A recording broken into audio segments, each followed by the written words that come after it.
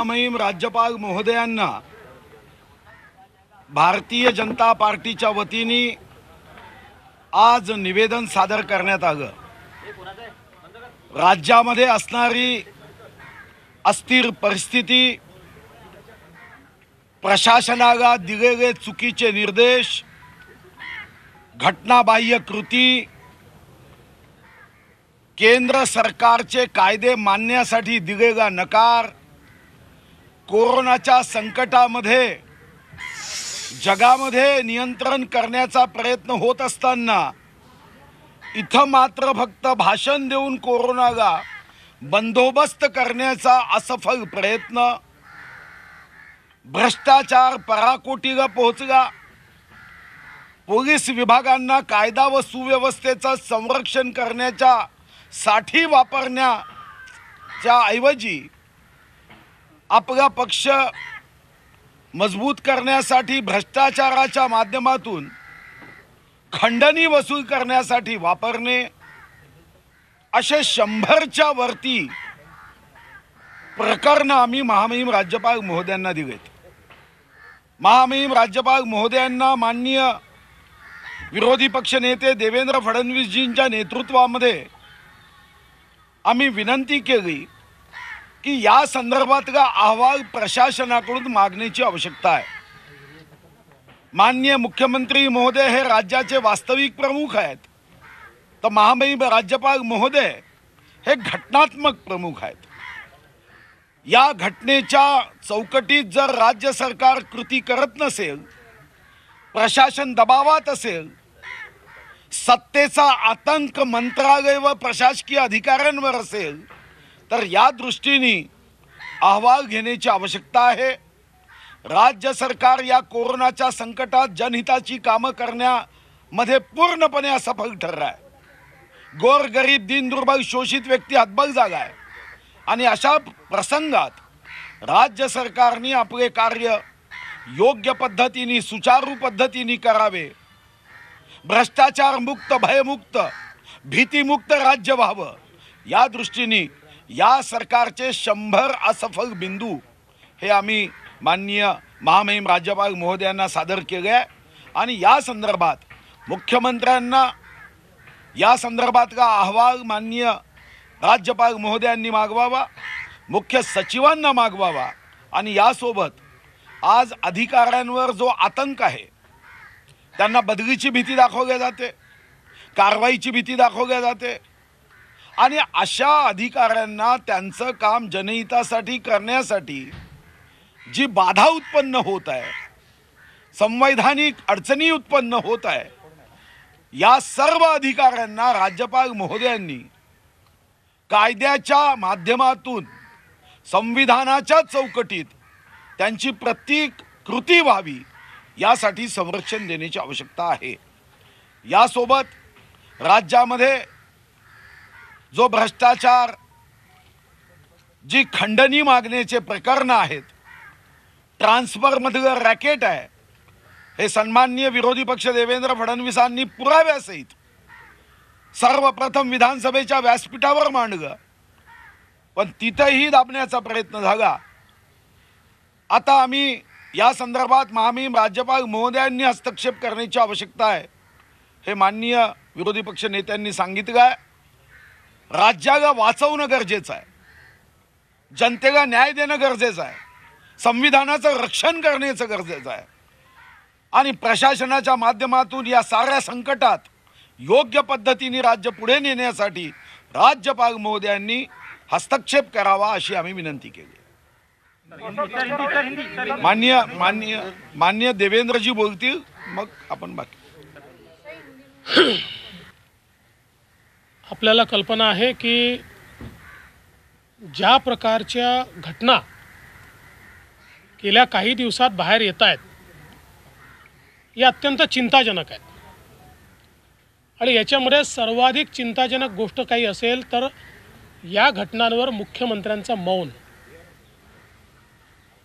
एक शब्द माननीय मुख्यमंत्री या संदर्भात बोलत नाही आहेत।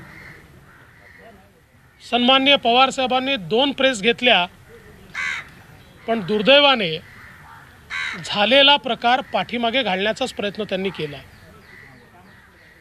काँग्रेस पार्टी ही तर अस्तित्वहीन दिसते आहे. या संपूर्ण प्रकरणात त्यांची भूमिकाच नाही आहे. त्यांचे नेते दिल्लीत काहीतरी बोलत आहेत, इथे वेगळं बोलत आहेत. एकूणच या महाविकास आघाडी सरकार म्हणा का महावसुली आघाडी सरकार म्हणा, यांनी सगळी नैतिकता ही पूर्ण पायाखाली तुडवली आहे.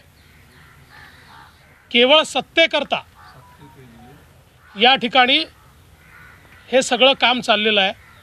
त्याच्या पलीकडे काहीच नाही आहे.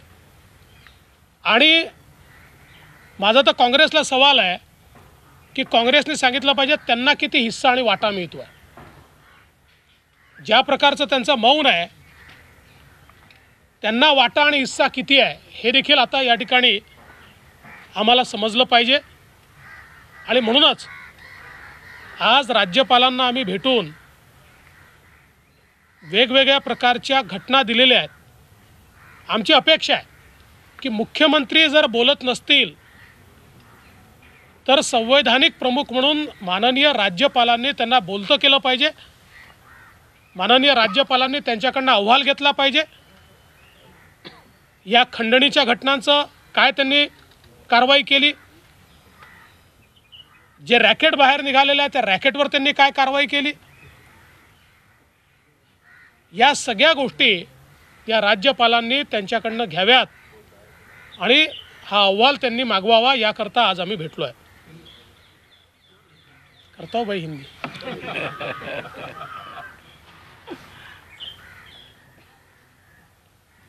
महाराष्ट्र में जिस प्रकार की घटनाएं हो रही है,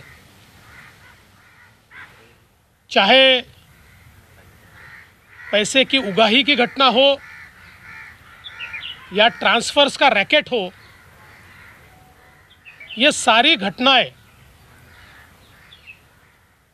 दुखदाई है, आश्चर्यचकित और अचंभित करने वाली इस प्रकार की ये सारी घटनाएं महाराष्ट्र में हो रही है.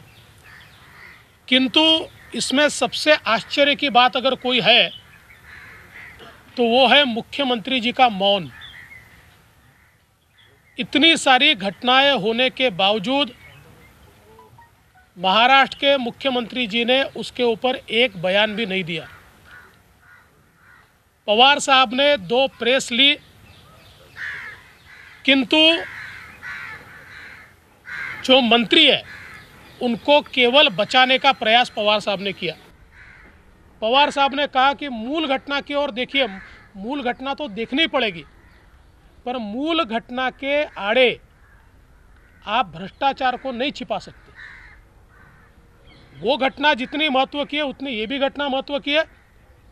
हाँ, ये हम ज़रूर मानते हैं कि जो मूल घटना है उसका तो पर्दाफाश होना ही चाहिए, और उसके साथ साथ उसको आड़ में लेकर आप ये जो हफ्ता वसूली की घटना है, ट्रांसफर्स का रैकेट है, इसको आप रोक नहीं सकते. उसकी भी जांच होनी चाहिए. और इस सरकार में कहीं पर भी नैतिकता नहीं दिखाई पड़ती, क्योंकि इतना बड़ा रैकेट बाहर आने के बाद जिन्होंने बाहर लाया उन पर तो कार्रवाई की गई, लेकिन जिन्होंने रैकेट किया उनके ऊपर कोई कार्रवाई नहीं है, और कार्रवाई की बात भी नहीं है. उसके ऊपर हम कोई कार्रवाई करेंगे इस प्रकार की चर्चा भी नहीं है. और इस महावसूली सरकार में कांग्रेस पार्टी का क्या अस्तित्व है हमको तो समझ में नहीं आता. पर यह ध्यान में आता है कि शायद ये जो हफ्ता वसूली हो रही है इसमें बड़ा हिस्सा उनको भी शायद मिल रहा होगा, इसलिए वो मौन है, वो कुछ कह नहीं रही है. और इसलिए हम उनको भी पूछना चाहते हैं कि भाई आप भी बता दीजिए कि आपकी जितनी सत्ता में हिस्सेदारी, क्या उतनी हफ्ते में हिस्सेदारी है. कुल मिलाकर इस सरकार ने पूरी तरीके से नैतिकता को छोड़ दिया है, लोकतंत्र को छोड़ दिया है, और मनमानी हम सरकार चलाएंगे, हफ्ता भी वसूल करेंगे, ट्रांसफ़र का रैकेट भी करेंगे, और ये सारी चीज़ें होते हुए कोरोना की ओर तो इस सरकार का ध्यान ही नहीं है। जिस प्रकार से कोरोना की केसेस महाराष्ट्र में बढ़ रही है, देश का एपिसेंटर कोरोना बना है, और मैं समझ नहीं पाता कि महाराष्ट्र में ही इतना कोरोना क्यों बढ़ रहा है। सरकार इस पर क्या करती है? क्या सरकार ने इस पर उपाय किया है? मुझे लगता है ये भाषण देने की बात नहीं है, एक्ट करने की बात है। और इसलिए राज्यपाल जी को हमने ये कहा है, हमारे सुधीर भाऊ मुनगंटीवार जी ने 100 घटनाएं राज्यपाल जी के ध्यान में लाकर दी है कि जिसमें सरकार ने संवैधानिक जिम्मेवारी का पालन नहीं किया है। और राज्यपाल जी से हमने इतनी ही मांग की है कि चूंकि मुख्यमंत्री भी बोलते नहीं है, सरकार भी ठीक चल नहीं रही है, ऐसे समय कम से कम मुख्यमंत्री जी को आप इसके ऊपर रिपोर्ट मांगिए। राज्यपाल जी को अधिकार है कि आपने हफ्ता वसूली पर क्या एक्शन लिया, आपने ट्रांसफ़र रैकेट पर क्या एक्शन लिया, कोरोना के ऊपर आपने क्या एक्शन लिया, ये सारा रिपोर्ट ये मांगा जाए। इस प्रकार का निवेदन हमने माननीय राज्यपाल जी को दिया है। दिल्लीमध्ये जो अहवाल तुम्ही दिला होता त्या अहवालामध्ये काहीही दम नाही, ती भिजलेली लवंगी फटाका आहे अशा प्रकारची टीका संजय राऊत यांनी केली। राज्यपाल चूंकि बीजेपी के कार्यकर्ता है इसलिए काल जो अहवाल मी दिलेला आहे तो लवंगी फटाका आहे की ॲटम बॉम्ब आहे हे लवकरच लक्षात येईल। एवढे का घाबरले? जर तो लवंगी फटाका होता तर 25 ऑगस्टपासनं तो दाबून का ठेवला? कोणाचे चेहरे बाहेर येणार होते? हा अहवाल बाहेर आल्यानंतर नेमके कोणाचे चेहरे बाहेर येणार होते, नेमके कोण याच्यामध्ये लिप्त आहेत आणि म्हणून त्यांना वाचवायला तुम्ही तो दाबून ठेवला, हा माझा प्रश्न आहे। आणि म्हणून लवकरच यातलं सत्य बाहेर येणार। देखिए राजभवन पॉलिटिकल अड्डा बना है। देखिए ये जो रिपोर्ट केंद्रीय गृह सचिव जी को दी गई है, ये छोटा फटाका है या बड़ा बम है, ये तो जल्दी ही सामने आएगा। लेकिन जो कहते हैं कि ये छोटा सा फटाका है, मैं उनको पूछना चाहता हूँ, अगर ये बहुत छोटी बात थी तो 25 अगस्त 2020 से आपने इसको छुपा कर क्यों रखा? वो कौन लोग हैं जिनके ऊपर इसके माध्यम से सीधी उंगलियां उठती है? वो कौन लोग हैं जो कन्वर्सेशन में आते हैं? वो कौन लोग हैं जिन तक माल पहुंचता है? वो कौन लोग हैं जो इसका कोऑर्डिनेशन करते हैं? ये सारी चीज़ें बाहर आएगी, इसीलिए तो आपने इसको छुपा कर रखा। अब ये केंद्रीय गृह मंत्रालय तक पहुंचा है, जल्दी ध्यान में आएगा इसके पीछे क्या है। जिस तरीके से संजय राउत ने कहा कि मुख्यमंत्री से मुलाकात की बजाय बीजेपी के लोग राज्यपाल के पास जाते हैं क्योंकि राज्यपाल बीजेपी के कार्यकर्ता हैं। देखिए, संजय राउत जी के पास बहुत टाइम है और आप लोगों को खबर नहीं होती तो आप उनके तक पहुंच जाते हैं। और वो कोई इतने बड़े नेता तो नहीं है कि उनके हर सवाल का मैं जवाब दूं। वो कोई इतने बड़े नेता नहीं है। राज्यपाल संवैधानिक प्रमुख है, हम उन तक जाते हैं। देखो ऐसा है ना, अगर हम चले जाए तो बीजेपी के नेता, और आप कमर से झुककर उनको जब प्रणाम करते तो किसके नेता होते? रश्मि शुक्ला बीजेपी के एजेंट और इस तरह का आरोप लगाया सर। मुख्यमंत्री को इस पर बात करने की जरूरत ही नहीं है। क्यों जरूरत है इस विषय पर बात करने की?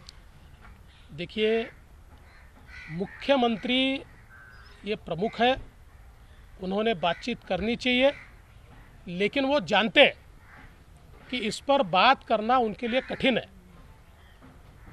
और अगर इस पर वो बात करेंगे तो कहीं ना कहीं जांच करनी पड़ेगी, जांच के आदेश देने पड़ेंगे।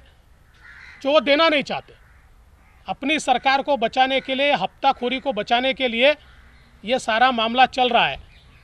और इसलिए मुझे लगता है कि संजय राउत तो कोई अधिकृत व्यक्ति नहीं है, उनकी बात को, सरकार की बात तो नहीं माना जा सकता, वो कोई सरकारी थोड़ी है।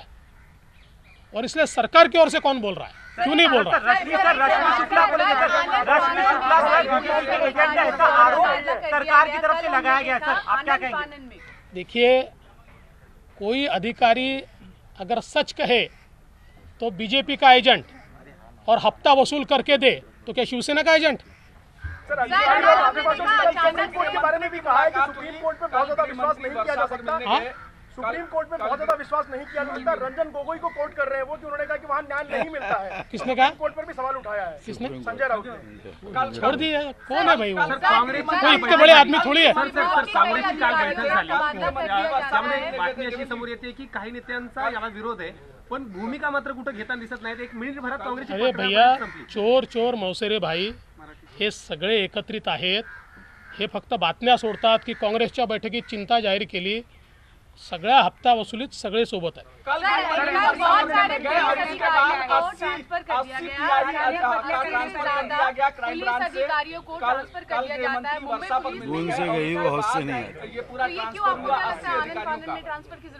देखिए, जो बूंद से गई वो हौद से नहीं आती। इस प्रकार की चीज़ें पहले करने की आवश्यकता थी, जब ये ध्यान में आ रहा था कि इतने बड़े पैमाने पर लोग हफ्ता वसूली में लिप्त है, उस समय ये करना चाहिए था। लेकिन मैं ऐसा मानता हूँ एडमिनिस्ट्रेटिव बाब है और इसलिए इसके ऊपर मुझे कोई कमेंट नहीं करना। मुझे ऐसा लगता है कि इसके बाद अगर सुधार हुआ तो हम इसका स्वागत करेंगे। गोपनीय पत्र फोडल्याबद्दल महाविकास आघाडीकडनं गुन्हा दाखल करण्याचा प्रयत्न केला जातो। ज्या पद्धतीचा गोपनीय अहवाल रश्मी शुक्ला यांनी दिला आणि ते जर बाहेर केलं तर अशा पद्धतीचा गुन्हा आहे, अशा सरकारचा गृहमंत्र्याचा गुन्हा आहे।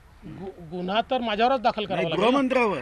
कारण गृहमंत्री अनिल देशमुखांवर हा गुन्हा करावा लागेल की गोपनीय पत्र बाहेर केलं, जे पत्राचं संरक्षण करू शकत नाही ते जनतेचं आणि देशाचं आणि राज्याचं करते।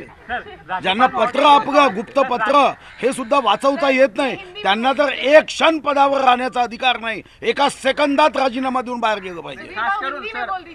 खास करून रश्मी शुक्लांवर गुन्हा दाखल करण्याची मागणी केली। नाही, गुन्हा त्यांच्यावर दाखल काय, म्हणजे एखाद्या प्रामाणिक अधिकाऱ्यांनी सत्यस्थिती सांगणं हा गुन्हा होतो। आणि तुमच्या फाईलमधून ते पत्र बाहेर जाणं, तुमच्या अधिकाऱ्यांच्या माध्यमातून, तुमच्या पीएच्या माध्यमातून, तुमच्या पीएसच्या माध्यमातून खंडणी घेणारे जे अधिकारी आहेत त्यांच्या हातून जर बाहेर गेलं तो गुन्हा कोणावर दाखल करता? हा गुन्हा तर गृहमंत्र्यावर दाखल केला पाहिजे। गृहमंत्र्यांना एक क्षण पदावर राहण्याचा अधिकार नाही। हे जगामधल्या अनेक पंतप्रधान, राष्ट्रपती भवनामधून जेव्हा अशा घटना झाल्या त्यांनी राजीनामे दिले।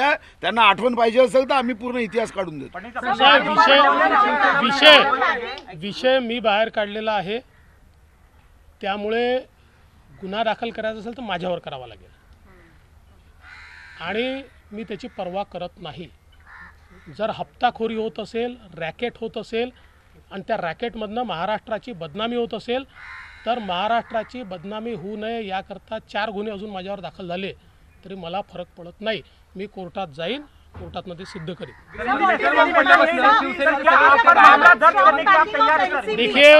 देखिए, कोई भी इस मामले में एफआईआर भी दर्ज हुआ तो मैं उसकी परवाह नहीं करता। मैंने महाराष्ट्र के हित के लिए ये काम किया है।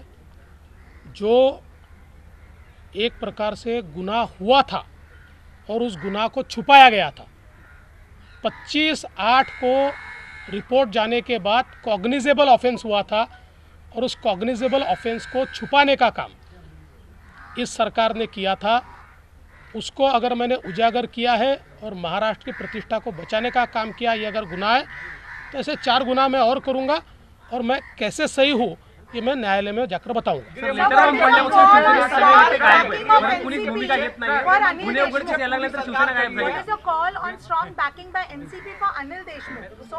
देखिए, इसमें बहुत स्पष्ट रूप से दिखता है कि ये तीनों जानते थे इस प्रकार की हफ्ताखोरी हो रही है। ये तीनों पार्टियों को पता है कि इसमें का सत्य बाहर आया तो तीनों का चेहरा खुला हो जाएगा, इसलिए वो उनको बैक कर रहे हैं। सह्याद्रीची उंची म्हणजे